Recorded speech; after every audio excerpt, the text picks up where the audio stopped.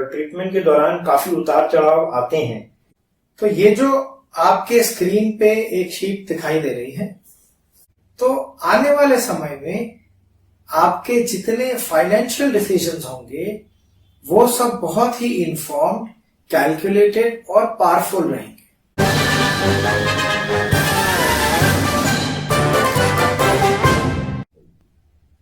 Hello, we are back again.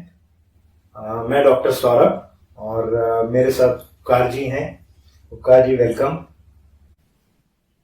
और हम पिछले कुछ एपिसोड्स में देख चुके हैं कि जब किसी फैमिली मेंबर का कैंसर का डायग्नोसिस हो जाता है और फैमिली प्रिपेयर्ड नहीं होती है अपने फाइनेंसेस को हैंडल करने के लिए, उस सिचुएशन में हमें धीरे धीरे अपने को संभालते हुए कैसे आगे बढ़ना है जिससे कि हम ट्रीटमेंट पे फोकस कर सकें और सुचारू रूप से ट्रीटमेंट को चला सकें। तो इसी फाइनेंशियल पैलिएशन की सीरीज को आगे बढ़ाते हुए हम आज का डिस्कशन कंटिन्यू करेंगे।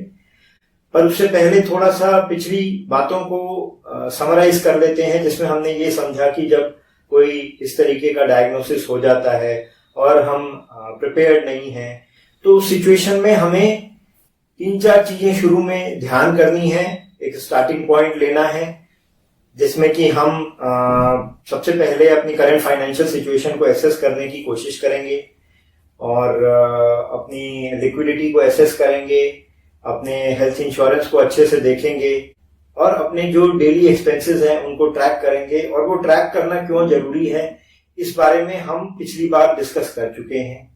तो उपकार जी, मैं आपसे एक बार ये रिक्वेस्ट करूंगा कि आप हमें ये समझाएं कि हम इस डेली एक्सपेंसेस को ट्रैक करते हुए किस तरीके से हम इसको अरेंज करें कि हमें उसको देखने में सुविधा हो, समझने में सुविधा हो और इस्तेमाल में सुविधा हो।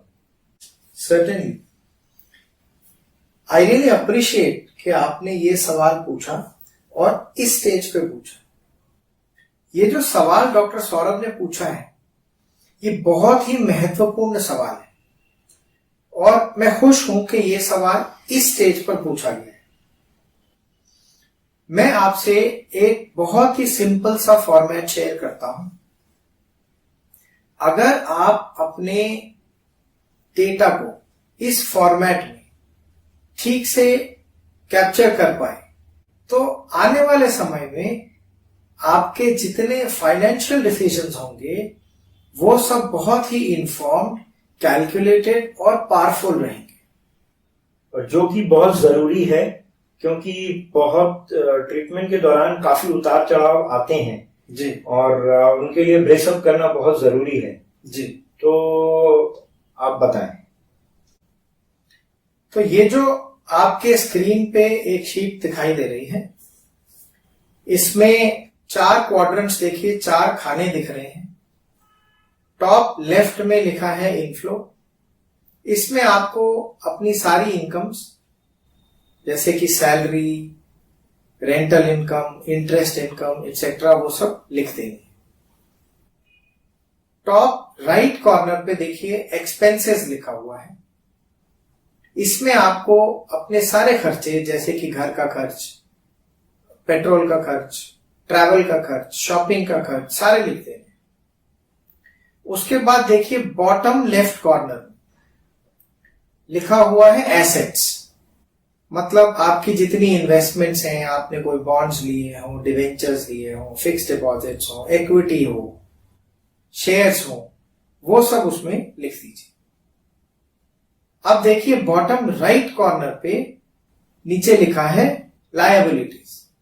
तो इसमें देखिए आपकी जितनी कमिटमेंट्स हैं या फिर आपके जो लोन चल रहे हैं उनके बारे में लिख दीजिए। सारे loans, home loan, personal loan, car loan इत्यादि। बस ये सब एंट्रीज करते ही आपकी ये शीट रेडी हो जाती है। अरे वाह, ये तो काफी सिंपल है। आई थिंक इसको प्लॉट करने में ज्यादा दिक्कत नहीं होगी। और कोई खास और बात जो आप सोचते हैं कि इसमें ध्यान रखने वाली है इसको भरने के दौरान? 2 बातों का ध्यान रखना है। पहला ये कि जब आप लोन्स की एंट्री कर रहे हैं तब आपको वो अमाउंट नहीं लिखना है जितने का आपने लोन लिया था। आपको लिखना है आज की डेट में जो आपका आउटस्टैंडिंग अमाउंट है, देय राशि। अच्छा। दूसरी बात, जब आप एसेट्स में एंट्री करते हैं तो जो ज्वेलरी आपके घर की लेडीज ने पहनी है हम उसको एसेट में नहीं लिखेंगे, और जिस हाउस में आप रहते हैं, जिस मकान में आप रहते हैं, हम उसको एसेट्स में नहीं लिखेंगे। ठीक है, ये बात तो समझ में आ रही है आसानी से, एक बारी इसको करके भी देख लेंगे। पर उपकार जी, आपने बोला कि जो ज्वेलरी लेडीज ने पहनी है वो नहीं लिखनी और जिस मकान में हम रह रहे हैं वो नहीं लिखना, पर ये तो जनरली एसेट्स में आते हैं मेरे ख्याल से। जी, आपने बिल्कुल ठीक कहा। परिभाषा के हिसाब से ये दोनों एसेट्स में आते हैं, परंतु हम एक बैलेंस शीट तैयार कर रहे हैं जिसका ऑब्जेक्टिव हमारे को बेटर फाइनेंशियल डिसीजन में सपोर्ट करना है, और ये एक पर्सनल बैलेंस शीट बन रही है जिसका इस्तेमाल हम बेटर इन्वेस्टमेंट्स करने के लिए और बेटर यूटिलाइजेशन ऑफ फंड्स के लिए कर रहे हैं।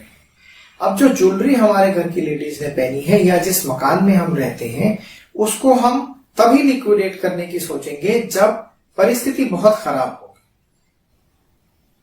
इसलिए फिलहाल इस डिस्कशन से हम इन दोनों चीजों को बाहर रख रहे हैं। इसके अलावा जो डेप्रिशिएटिंग एसेट्स हैं जैसे कि कार, स्कूटर, मोटर बाइक इत्यादि, उसको भी हम एसेट्स में नहीं लिख रहे हैं। ठीक है उपकार जी, तो हम इसको इतना ही समझ लेते हैं कि हमें अपनी जो हमने शीट बनाई है उसमें हमें 3 चीजें छोड़नी है। पहले तो जो ज्वेलरी हमारे घर में लेडीज ने पहनी है वो, दूसरा जिस जगह पे जिस मकान में हम रह रहे हैं वो, और तीसरा डेप्रिशिएटिंग एसेट्स जिनकी वैल्यू ओवर द टाइम कम हो जाती है, जैसे कार, बाइक, ये सारी चीजें। बिल्कुल। तो अब हमारी शीट रेडी हो गई। हाँ जी, अब ये डेटा एंट्री करने के बाद, जैसा कि हमने पिछले एपिसोड में डिस्कस किया था, आपके जो एसेट्स हैं उनको 3 कैटेगरीज में आपको डिवाइड करना है, liquid, semi liquid and illiquid. इसका मतलब जो एसेट्स वाले कॉलम में हमने लिखा हुआ है, फोर्थ कॉलम, है ना? जी, ठीक। और आपको कोशिश ये करनी है कि जो आपके इलिक्विड एसेट्स जैसे कि कोई प्रॉपर्टी है या कोई सिक्योरिटीज हैं जिनकी मैच्योरिटी बहुत आगे है, उनके अगेंस्ट आपको कोई क्रेडिट लाइन या आपको कोई ओवरड्राफ्ट या कोई लोन अगेंस्ट सिक्योरिटी अपने बैंक से या फाइनेंशियल इंस्टीट्यूशन से मिल सके। Thank you so much. आज अभी ये जो आपने मेंशन किया है, overdraft, credit line, loan against security, इसके बारे में भी हम और समझना चाहेंगे। जी जरूर। तो लेकिन आज हम फोकस करते हैं अपना डेटा जो है उसको कैसे लिखें उस पर, और एक बारी शीट बना के देखते हैं। जी, फिर अगले एपिसोड में इसी डिस्कशन को आगे कंटिन्यू करेंगे आपके साथ। Thank you so much for being with us उपकार जी। तो आज हम यहीं विराम लेते हैं। आज हमने समझा कि कैसे अपने डेटा को प्लॉट करना है चारों क्वाड्रेंट्स में, और उसमें क्या इंक्लूड करना है और क्या चीज नहीं इंक्लूड करना है, या क्या चीज एक्सक्लूड करना है। तो इसका ध्यान रखते हुए एक बार इसको लिख करके देखें, फिर हम इस डिस्कशन को अगले एपिसोड में आगे बढ़ाएं। Thank you.